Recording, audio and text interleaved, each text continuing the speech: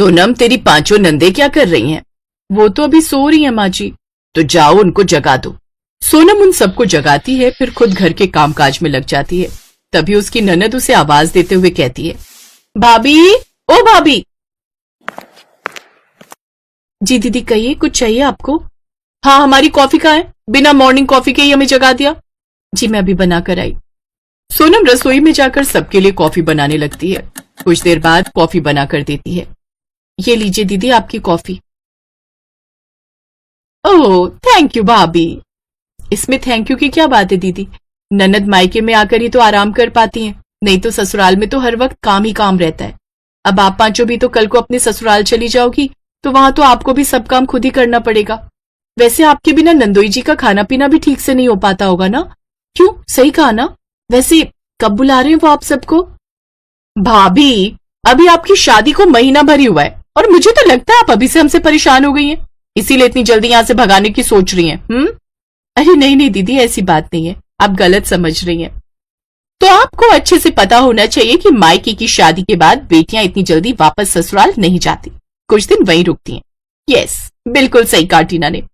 इन सब बातों से तो अच्छा है कि तुम अब नाश्ता बना लो, हम सबको बहुत तेज भूख लग रही है। जी दीदी, आप सबको क्या खाना है नाश्ते में? आप बता दीजिए, मैं अभी बना देती हूँ। मेरे लिए आलू के पराठे और दही। नहीं नहीं नहीं, मैं इतना भारी नहीं खाऊंगी, मेरे लिए तो इडली सांभर बना दे। इस तरह सोनम की पांचों नंदों ने अपनी अपनी फरमाइशें अपनी इकलौती भाभी सोनम पर थोप दी। सोनम अपना सर खुजलाते हुए रसोई में चली गई और अकेले में बड़बड़ाने लगी। किसी को ये खाना है, किसी को वो खाना है। अरे मेरी कोई माँ अंबे की तरह 10 हाथ थोड़ी ना है जो हर हाथ से एक एक काम करूंगी, लेकिन अब नंदों ने फरमाइशें की हैं तो पूरी तो करनी पड़ेगी। जब से उसकी शादी हुई थी, उसकी पांचों नंदे इसी तरह उस पर कोई ना कोई काम थोपती जा रही थी।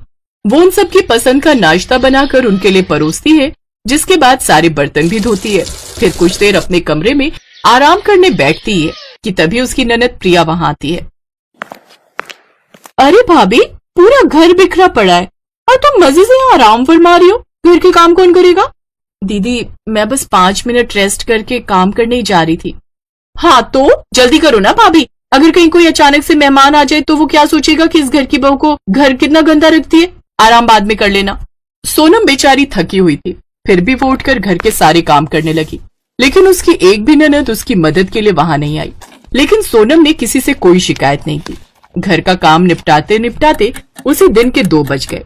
तभी उसकी ननद उसके पास आई। अरे भाभी, दिन के 2 बज गए, अभी तक खाना नहीं बना क्या?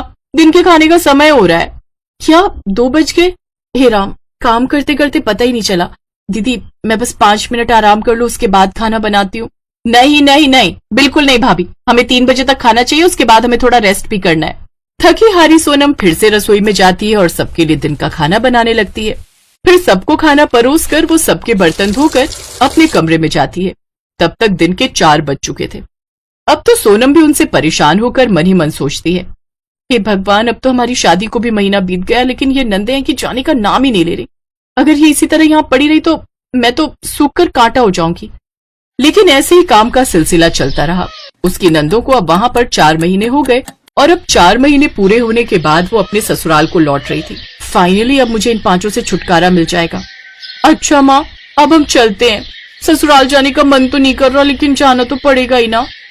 हाँ, मन क्यों करेगा जाने का, यहाँ मुफ्त की नौकरानी जो मिली हुई थी।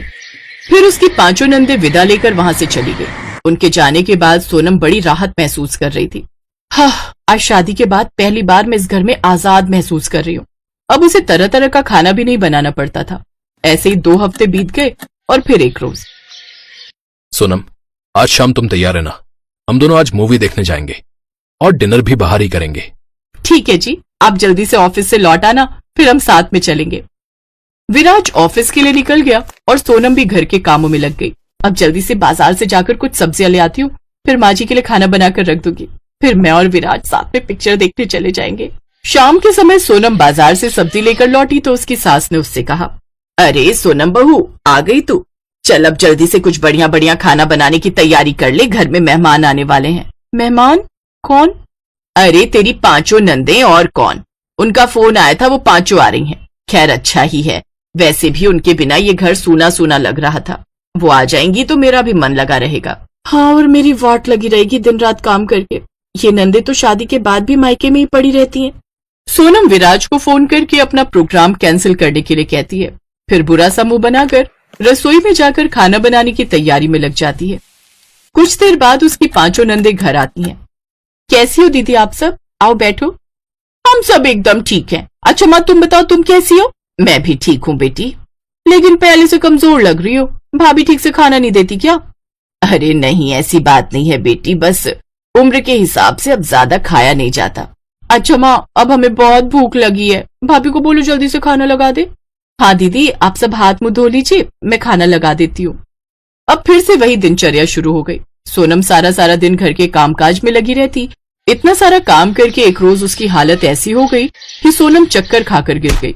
उसकी नंदे उसको काफी देर तक आवाज देती रही, लेकिन जब रसोई से कोई आवाज नहीं आई तो प्रिया रसोई में गई, जहाँ सोनम बेहोश पड़ी हुई थी। अरे भाभी क्या हुआ आपको? वो उसे कमरे में लेकर जाती है और डॉक्टर को फोन करती है। आपके लिए गुड न्यूज है, ये माँ बनने वाली हैं, लेकिन हाँ ये बहुत ज्यादा कमजोर हैं और आप सबको इनका ख्याल रखना पड़ेगा, नहीं तो बच्चे की जान पर भी बन सकती है। डॉक्टर की बात सुनकर सभी हैरान हो गए और साथ ही उसकी सास को काम का सारा लोड सोनम पर डाल देने का भी दुख हुआ।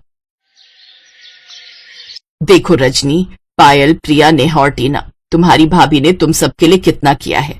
अब वो ऐसी हालत में है तो तुम्हें उसका ज्यादा ध्यान रखना है और उसे 9 महीने तक बेड रेस्ट देना है। ये सुनते ही पांचों नंदों के होश उड़ गए और वो सभी इस बात से बचने लगी। अरे नहीं नहीं माँ, वो ना मेरे उनका फोन आ रहा है तो वो कह रहे थे कि घर में जरूरी काम है, इसलिए मैं आज ही वापस आ जाऊं। हाँ माँ, और मेरी सासू माँ का फोन आया था, उनकी तबीयत कुछ ठीक नहीं, इसलिए मुझे जाकर वहां का काम देखना पड़ेगा। इस तरह वो पांचों कोई न कोई बहाना बनाकर वहां से चली जाती हैं। लेकिन सोनम की सास और पति को ये बात अच्छी नहीं लगती। माँ मुझे उन पांचों से ये उम्मीद नहीं थी। अब बोल देना उन पांचों से कि आज के बाद कभी मेरी बीवी पर बोझ बनने ना आए। लेकिन बेटा उन्हें भी तो अपना ससुराल देखना है। माँ जब मेरी पत्नी ठीक थी तो ये पांचों आराम से 4 महीने यहाँ रहकर उससे सेवा करवाती थी, तब उनको ससुराल नहीं जाना था। और अब जब उनकी बारी आई तो मुंह चुरा कर भाग गई। उनको बोल देना आज के बाद यहाँ ना आए। विराज ने बहुत गुस्सा किया, जिसके बारे में विराज की माँ ने उन पांचों को फोन करके बता दिया। इससे अब सोनम को भी अपनी पांचों नंदों के मायके में पड़े रहने से छुटकारा मिल जाता है और अब वो अपने परिवार के साथ खुशी खुशी रहती हैं।